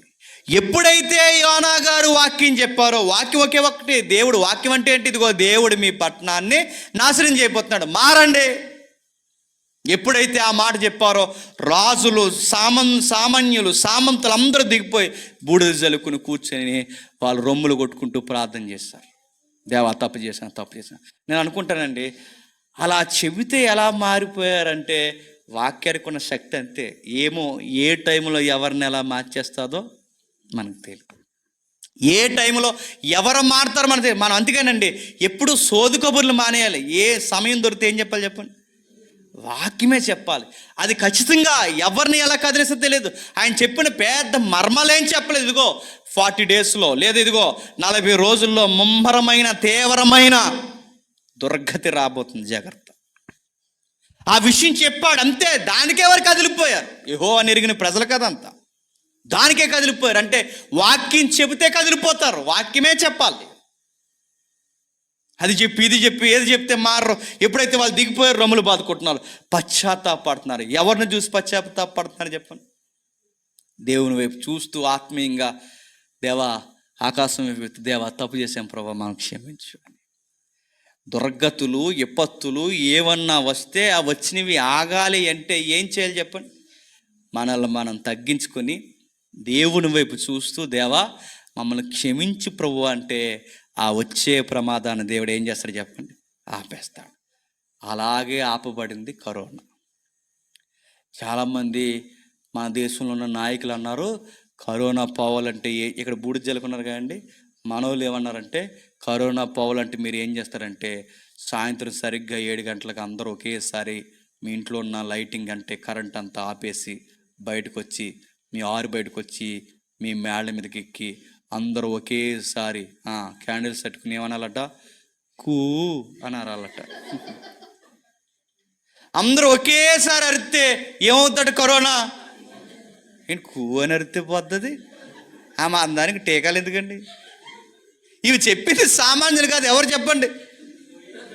అది ఇంక నా పేరు చెప్పకండి బయటికి. మరికొంతమంది ఏం చెప్పారు చెప్పనా? అందరూ బయటికి రండి, ఒకేసారి అందరూ ఏం కొట్టాలట? తప్పట్లు కూడా హాహా నవ్వుతే పోతుందట. తప్పట్లు కొడితే పోద్దా? కొన్ని టౌన్లో ఏం చేశారు చెప్పనా? కంచం ఒకటి తెచ్చారండి, గ్లాస్ ఒకటి తెచ్చారండి, టంగ టంగ దాన్ని కొట్టారు. ఏంటి కంచం గ్లాస్ ఇచ్చి కొడితే కరోనా పోద్దా? మరి ఏం కొట్టాలి? చప్పట్లు కొడితే పోదు, కంచము గ్లాస్ ఇచ్చి కొడితే పోవు ప్రమాదాలు. మరి రొమ్ములు కొట్టుకుని మోకాలు వేసి దేవా తప్పు చేశాం ప్రభువా అని మనం చేతులెత్తి ఆయన మొక్కితే చెప్పండి ప్రమాదాలు ఆగుతాయి. అందుకే నేనేవే పట్టణం మీద ప్రమాదం చెప్పండి తాత్కాలికంగా వాయిదా వేయబడింది. ఆపాడు దేవుడు. ఎందుకు ఆపాడు? ఒకటి, వాళ్ళు పశ్చాత్తాపడ్డారు. రెండు, వాళ్ళు వాక్యాన్ని ఘనముగా స్వీకరించారు.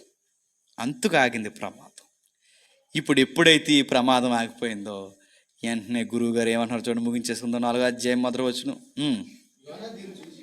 యోనా గారు దీన్ని చూసి బహు చింతాకాంతుడై కోపగించుకుని, యెహోవా నేను నా దేశమందుండగా ఇట్లు జరుగునని నేను అనుకుంటున్నా కదా.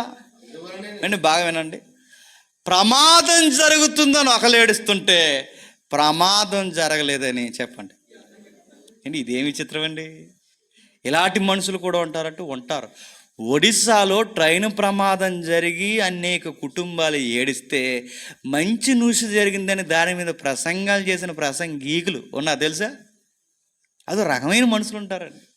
కుటుంబాలు చితికిపోయి ఏడిస్తే ప్రమాదాల్లో ఒకరుంటే మరికొంతమంది ఏమని చెప్పినా ఆ ఏరియాలో తుఫాన్ ఎందుకు వచ్చిందో తెలుసా? ఎందుకు వచ్చింది? పాపాత్ములు అందుకే వచ్చింది అన్నాడు. ఆ లబోదిబోని ఆలు ఏడుస్తుంటే వాళ్ళ మీద ప్రసంగాలు. మణిపూర్లో ఎన్నో అల్లర్లు జరుగుతున్నాయి. మణిపూర్ మీద ప్రసంగాలు చేసే బోధకులు ఎక్కువైపోయారు తప్ప మణిపూర్కి సహాయం చేద్దామన్నాడు ఒకటి కనబట్టలేదండి. ప్రమాదాలు జరిగితే ప్రసంగాలు తయారు చేసే వాళ్ళు ఉన్నారు. ప్రమాదం కాదు సహాయం చేద్దాం అన్న వాళ్ళు ఎంతమంది ఉన్నారు చెప్పండి? లేరు. శైలి ప్రసంగాలన్నీ, కరెంట్ న్యూస్లు కావాలన్నీ. యోనా గారు ఆ కోపకు చెందినవాడు అంటే ఆ కోపకు చెందినవాడు అని నేను అన్న కానీ ఒక మాట అయితే అంటాను, మారారని సంతోషించడానికి బదులు మారిపోయారని బాధపడుతున్నాడు. చూడండి, మనం కూడా చూసారు అప్పుడప్పుడునే మారారన్న బాధ కాదు మనకి, ఆ చర్చికి వెళ్ళిపోతున్నారని బాధ ఎక్కువైపోతుంది. అదో రకం అండి. అదేం సేవకులు ఏటో నాకు అర్థమవుతుంది. సురేష్ దగ్గరికి వెళ్ళిపోతున్నారు ఈ మధ్య అందరూనే, అదో బాధ. బీపీ ఎక్కువైపోయి షుగర్లు ఎక్కువైపోతుంటే ఏటో మరి. మారారన్న సంతోషం కాదు, మారారన్న బాధ. యోనా గారు చూడండి, వారు మారారని బాధపడిపోతున్నాడట.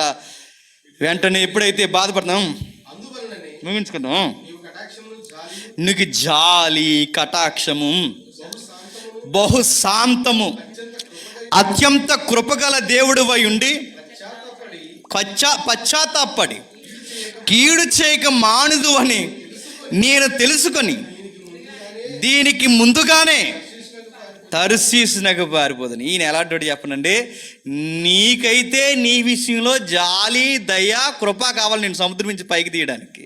ఇతరులనేమో పాపం నుంచి పైకి తీయడానికి మాత్రం వాళ్ళ మీద ఏం చూపించకూడదట? జాలి చంపే వాళ్ళని అంతే అన్నాడట. చూసారు ఆయన విషయంలో ఏమైంది? ఆయన మొరపెట్టినప్పుడు దేవుడు జాలిపడే కదండి శాపగర్భంలో పెట్టాడు. ఆయనకి దేవుడు కృప జీవించినప్పుడేమో దేవుడు ప్రేమమయ్యాడు అన్నాడట. ఇప్పుడు అదే ప్రేమ ఇతరులకు జీవిస్తే బొత్తిగా న్యాయం లేకుండా పోయింది అన్నాడట. మనం ఎలాటం చెప్పనండి, ఎలా అనుకూలంగా ఉంటే అలా మాట్లాడేస్తాం. దేవుడిని ఏమంటాడు చూడు, నువ్వు ఎలాంటోడు అని తెలుసు, ఆయన అలాంటోడు కాబట్టే ఇంకా బతికి పట్టుకట్టు, లేదా ఎప్పుడో నాసు అంటిపోను నీకు. ఎవరికి? ఎప్పుడో ఆ నీళ్లు తాగెత్తిన ఆయన, ఎప్పుడో ఆ సముద్ర గర్భంలోనే ఆయన గందరగోళమైపోయి ఆ చేపలన్నీ ఆయన దేహాన్ని తినేద్దును.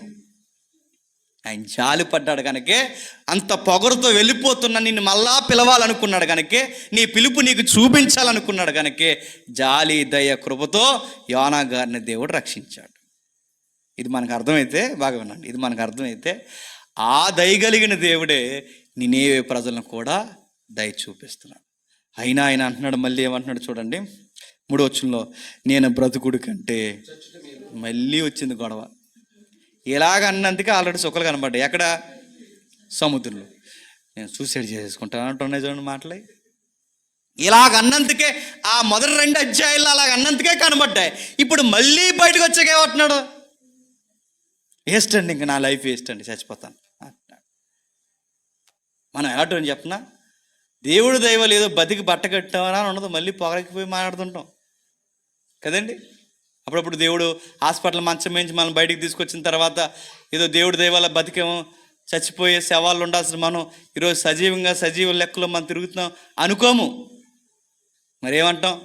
మళ్ళీ పొగరైపోయే జీవితం విలువ లేకుండా మాట్లాడతాం. యోనా గారు అంటున్నారు చూడండి, ఇదిగో నేను చచ్చిపోవడం మంచిది. ఆ మాట అన్నందుకే కదండి సముద్ర గర్భంలో సావు అంచుకెళ్ళి వచ్చేసాడు, కోమలోకి పోయాడు. కోమలోకి వెళ్ళి ఐసీయూలోకి వెళ్ళి వచ్చిన ఆయన మళ్ళీ ఏమంటున్నాడట? నేను చచ్చిపోవడం మేము. యెహోవా నన్ను ఇక బ్రతక నీకు చంపుమని యెహోవాకు మనం సముద్రం లేదు కానీ, లేకపోతే మళ్ళీ ఏం చేద్దాడండి? దరిదాపులు సముద్రం లేదు, సరదాగా అంటున్నాళ్ళండి ఊరకే. నన్ను చచ్చిపోవడం మేలు, నన్ను వేస్ట్ ప్రభా, ఇంకో చంపే, ఈ టౌన్కి తీసుకొచ్చావు, అందరూ మారిపోతున్నారు, నాకు నచ్చలేదు అన్నాడు. మారిపోతే నచ్చకపోవడం పెట్టండి అంటే, ఆయన మారిపోతే నచ్చకపోవడం కాదు, ఆయన మాట నెరవేరట్లేదు. నేను మాట అంటాను చెప్పండి, మన మాట నెరవేరడం మంచిదంటారా, దేవుని చిత్తం నెరవేరడం మంచిదంటారా చెప్పండి? అది గుర్తుపెట్టి, అందుకే ఎప్పుడు పెదరాయిల్లాగా మాటలు ఇవ్వకండి, నెరవేరమని గుర్తుపెట్టుకోండి. మన మాటలు నెరవేరిపోవాలని ఎప్పుడు అనుకోకండి. దేవుడు అనుకున్నదే స్థిరం, యెహోవా చిత్తమే స్థిరము తప్ప మన ఆలోచనలు ఎప్పుడు స్థిరముగా ఉండవు. అందుకే మొన్న అలాగంటాం, ఈరోజు ఇలాగంటాం, రేపు ఇంకోలా అంటాం. మొన్న ఎందుకు అలా అన్నారంటే అది మొన్న అన్నాడట, నిన్నెందుకు ఇలాగన్నావంటే అది నిన్న అన్నాడు, ఈరోజు ఎందుకంటే మరి ఈరోజు అలాగంటాను అన్నాడు. మనుషులు స్టాండింగ్ ఉండదు మనకి. అందుకే వద్దు, ఎప్పుడు ఒకే మాట మీద స్థిరంగా ఉండాలంటే దేవుని మాటను ఆనుకుని ఉంటేనే మన మాటలు స్థిరంగా ఉంటాయి. మన మాటల మీద మనం ఆనుకుంటే ఆ రోజు అలా అనేసాను తూచ్ అంటాం, దొరికేద్దాం ఒక రోజు, గుర్తుపెట్టుకోండి. అందుకే యోనా గారు ఆయన ఆ గిల్ట్ ఉన్నదేమో ఆయనకి, ఆ మాట నెరవేరట్లేదని. అప్పుడు దేవుడు ఒక పాట నేర్పించాలనుకున్నాడు. ఆ పాట ఏంటి చెప్పనా? ఇప్పుడు ఆ సముద్ర గర్భం నుంచి తిమ్మింగళం రాదు, ఏమీ రాదు, పక్కన చిన్న సొరసెట్టు వచ్చింది. ఆ సొరసెట్టు వచ్చాక అది అలా వచ్చింది. ఎండ కూడా నచ్చుతుంది అది ఎవరికి? చూడండి ఎంత సిరాగ్గా ఉన్నాడండి ఆయన, సిరాగ్గా చాలా సిరగొడిపోతున్నాడు ప్రవక్త గారు. ఆయన ఎండ ఎక్కువగా అత్తే నచ్చదు ఆయనకి, ఎవరైనా మారిపోతే నచ్చుతలేదు ఆయనకి, ఎవరికి? ఏమన్నా కానీ ఎండ ఎక్కువగా వస్తుంది, ఎండను కూడా చూసి అన్నాడట ఏమని చూడండి, ఒకసారి చూడండి. మరీ ఎండకాయగా దేవుడు ఏడుముగా, ఈయన అంతకన్నా ఇంకా పుండి మీద కారం చెల్లలేక ఎవరు ఇంకా ఇటు వచ్చేస్తాడు, ఇంకా తూర్పుగాలు అయ్యో పంపించాడు అయ్యోకి యోనా వైపుగా. చూడండి, తూర్పుగాలు రప్పించను, యోనా తలకు ఎండదెబ్బ తగలగా అతడు సొమ్మసిల్లి బ్రతుకుడి కంటే. చూసారా మళ్ళీ మాట్లాడితే మనిషి మాట్లాడండి, ఎండగత్తే చచ్చిపోతాడట, సువారు చెప్పాడు చచ్చిపోతాడట, వాళ్ళు కొంచెం మారారంటే చచ్చిపోతాడట, మాట్లాడితే చెప్పండి చచ్చిపోతాడు. దేవుడు మళ్ళీని సముద్రంలో సొమ్మసిల్లిపోయేలా చేసిన దేవుడు ఎండ దెబ్బ ఉష్ణోగ్రతకు కూడా మళ్ళీ ఏం చేశాడు చెప్పండి? సొమ్మసిల్లిపోయేలా కోమలోకి తీసుకెళ్ళాడు. అప్పుడు దేవుడు ఉపశమనం కొరకు అక్కడ శాపను పంపించాడు, ఇక్కడ సొరసెట్టుని పంపించాడు. సొరసెట్టు ఎప్పుడైతే వచ్చిందో కొంచెం అలా ఏసీ గాలి తగిలినట్టు అనిపించింది. అమ్మయ్య అనుకునేసరికి అమ్మాయి అనుకునే లోపులోనే ఓ పురుగు వచ్చి అలా తినేసిందట. ఇది చూస్తుండగానే పురుగు తినేస్తుంది. ఆ పురుగు అలా తినేసి అది చూస్తుండగానే అలా ఎగిరిపోయి ఎండకు వాడిపోయి అలా ఎగిరిపోతే గంటల వ్యవధిలోనే అద్భుతం జరిగినట్టు జరిగిపోతే మళ్ళీ ఫీల్ అయిపోయి ఇది అన్యాయం, ఎండలో చెట్టు కూడా లేకుండా పోతుంది నాకు అనుకోండి. ఎందుకంటే పురుగును పుట్టించింది ఆయనే, చెట్టుని పుట్టించింది ఆయనే, వడగాల్ని రప్పించింది ఆయనే, సముద్రం మీద తుఫాను రప్పించింది ఆయనే, చేపను రప్పించింది ఆయనే. మీరు ఆ గ్రంథం చదువుతున్న మీకు ఏమర్థం చెప్పినా ఎంటైర్ యూనివర్స్ ఎవరి గ్రిప్లో ఉంది చెప్పండి? అది ఆ గ్రంథం అదే చెప్తుంది మనకి. ఆ మొత్తం ప్రకృతి ఆయన చేతుల్లో ఉంది. అందుకే పురుగు అయినా, చెట్టు అయినా, తుఫాన్ అయినా, గాలైనా, ఏదైనా ఆయన సెలవు లేకుండా ఈ ప్రకృతిలో ఏది కదలదు. ఆయన సెలవిచ్చినా కదలనోడే ఎవడు చెప్పండి? మనిషి. మనమే. ఆయన సెలవిస్తేనే కదిలేదు ప్రకృతి, ఆయన సెలవిచ్చినా కదలనోడు ఇదిగో ఈ మనిషి. వెంటనే ఫీల్ అయిపోయాడు, ఇంక వేస్ట్, ఇంక మళ్ళీ నేను చచ్చిపోతాను ప్రభువా అన్నాడు. 10 వచనంలో ముగించేసి, అందుకు యెహోవా నువ్వు కష్టపడకుండా పెంచకుండా రాత్రుల్లోనే పుట్టి పెరిగి ఆ రాత్రుల్లోనే వాడిపోయిన ఈ సొరచెట్టు విషయంలో నీ విచారపడుచున్నావే, 120,000 కంటే ఎక్కువైన కుడి ఎడమలు ఎరుగని జనములకు బహు పశువులు గల నినేవే మహాపురం విషయంలో నేను విచారపడవద్దా అని యోనాతో సెలవిచ్చిన. ఏం చెప్పాడు? ఒక చెట్టు అలా వచ్చి ఇలా పోతేనంత ఫీల్ అయిపోతున్నావే, చెట్లు కన్నా గొప్పలు ఎవరో చెప్పిన 120,000 మంది మనుషులు చచ్చిపోతే సంతోషించే రకం అనుకుంటున్నావా యోనా? నశించిన దాన్ని ఎత్తికి రక్షించాలన్న ఆలోచన కలిగిన వాడిని, అందుకే నేనే వెళ్ళమన్నా. ఈ గ్రంథం ఏం సెలవిస్తుంది చెప్పనా? ఎవ్వరు నశించడం దేవునికి చెప్పండి ఇష్టం ఉండదు. ఎవ్వరు నశించడం దేవుడికి ఇష్టం ఉండదు. ఈ గ్రంథం అంతా చదివితే నినేవే ప్రజలు చేప గర్భంలోంచి వచ్చిన మనిషిని చూసి మారారని లేదు, కానీ ఇదే నినేవే ప్రజలు మనము అందరం ఈ రోజుకి మనకు అద్భుతమైన కార్యం ఏంటి చెప్పనా? ఒక మనుష్య కుమారుడు భూగర్భంలోంచి బయటకు వచ్చాడు. చేప గర్భంలోకి వెళ్ళడం పెద్ద ఇంత కాదు, ఎందుకంటే మొన్న అమెరికాలో కూడా ఆల్రెడీ ఒక ఆయన వెళ్ళి వచ్చాడు. యోనాగారే కాదు, ఎవరు వెళ్ళారు చెప్పండి? అమెరికాలో మన చదివారు న్యూస్, సేమ్ యోనా, ఇదిగో ఈ తరం యోనా అని రాశారు పేపర్లో. యోనాలాగే సముద్ర గర్భంలో ఈ రోజుకి తిమింగల కడుపుల్లో ఉండొచ్చిన వాళ్ళు ఉన్నారు, కానీ ఎప్పటికీ ఒక గర్భంలోకి వెళ్ళి రాలేని ఒక కార్యం ఉంది. అదే చెప్పండి, భూగర్భంలోనికి. ఆ భూగర్భం యోనా తిమింగలం గర్భంలోంచి వచ్చి చూసి మారిన వాళ్ళు ఉన్నారో లేదో తెలియదు, కానీ యేసు భూగర్భంలోకి వెళ్ళి వచ్చి చూసి మారిన వారు 12 మంది ఈ ప్రపంచాన్ని కుదిపేశారు.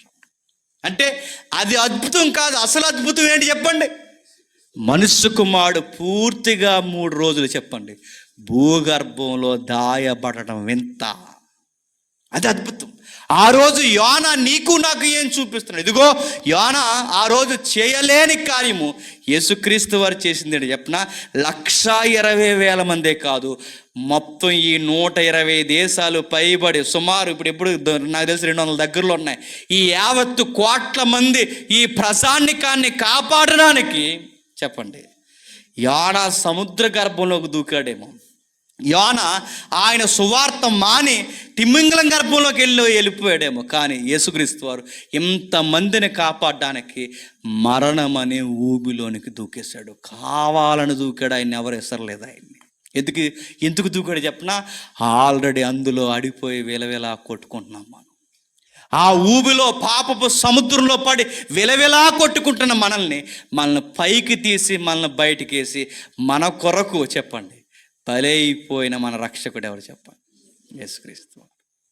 మరో మాట చెప్పిన, ఆ రోజు యోనా గారికైనా సేఫ్టీ మెథడ్స్ చేప గర్భంలో ఉన్నాయేమో, కానీ యేసుక్రీస్తు వారికి తలవాల్చడానికి చెప్పండి స్థలం లేదు. మనం నమ్మాల్సింది బాగా వినాలి. ఇప్పుడు యోనాను కాదు మనం చూడాల్సింది చెప్పండి, యోనా కన్నా గొప్పవాడే అని యేసుక్రీస్తు వారు. ఇది మనకు అద్భుతం. చేప గర్భంలోంచి ప్రవక్త వచ్చాడన్నది అద్భుతం కాదు, అయిపోయింది. ఇక ఎప్పటికీ వాడబారని అద్భుతం ఏదైనా ఉందంటే మనుష్య కుమారుడు చావు దెబ్బ కొట్టి భూగర్భంలో చూసి, ఇది అద్భుతం మనకి. ఈ గ్రంథం నీకు నాకు సెలవు ఏమిస్తుందో చెప్పనా? ఇదిగో ఎప్పుడు నోటి వెంబడి చచ్చిపోతామన్న మాటలు రానివ్వకండి, జీవితం విలువ నేర్పిస్తాడు ఆయన. ఈ గ్రంథంలో ఇంకా ఏం కనబడుతుందంటే, ఇదిగో ఎంత ఘోరమైన పాపులైనా మోకాలేసి దేవా మమ్మల్ని క్షమించంటే ఎంత పొద్దు ఎపక్తునైనా అలా చెప్పండి ఆపేస్తాడు ఆయన. ఈ గ్రంథంలో నీకు నాకు ఏం సెలవిస్తుందంటే, ఇదిగో ఇశ్రాయేలు ప్రజలే కాదు ఆయన ప్రజలు, అన్య ప్రజలు కూడా ఆయన ప్రజలే అని చెప్పడానికి నినేవే ప్రజలను కూడా అన్యులను కూడా దేవుడు ప్రేమిస్తున్నాడని సెలవిస్తుంది మనకి. ఈ గ్రంథం ఇంకా నీకు నాకు ఏమి సెలవిస్తుందంటే, ఒకే ఒక్కటి గుర్తుపెట్టుకోండి, చేపైనా వచ్చి యోనాను రక్షించింది ఏమో, కానీ ఈరోజు నిన్ను నన్ను అందరినీ రక్షించడానికి మన కొరకు వచ్చిన ఒకే ఒక రక్షకుడు ఎవరు చెప్పాలి? యేసుక్రీస్తు వారు. సముద్రంలో పడినా ఒకవేళ ఇదిలా రావచ్చండి, కానీ పాపంలో పడితే చెప్పండి ఎప్పటికీ బయటికి రాలేం. మనల్ని పాపం నుంచి బయటికి తీసేది ఒకే ఒక్కటి చెప్పండి, వాక్యమైన యేసుక్రీస్తు. ఆయన నమ్మండి. యోనా గ్రంథం నీకు నాకు ఏం చూడమని చెప్తుందంటే, మా అద్భుతాలు చూడండి యోనా గ్రంథం చెప్పట్లేదు, మాకన్నా గొప్పవాడైనా యేసుక్రీస్తుని చూచాయగా ఇందులో కనబడతాడు యేసుక్రీస్తు వారు. ఇదిగో ఆ నూతన యుగపు శక పురుషుని చూడండి, ఆయన యందు విశ్వాసం ఉంచండి. కాబట్టి యోనా గారికి జాతి భేదం లేదు, యోనా గారికి మాట నెరవేరలేదన్నా చెప్పండి, కోపగింపులు ఉన్నాయంతే. యోనా గారు సముద్రం నుంచి బయటకు వస్తే ఆ చేప మింగేసి ఊసేసిన తర్వాత నినేవే ప్రజలు మారలేదు. ప్రజలు ఎలా మారారంటే వాక్యమును బట్టే మారారు.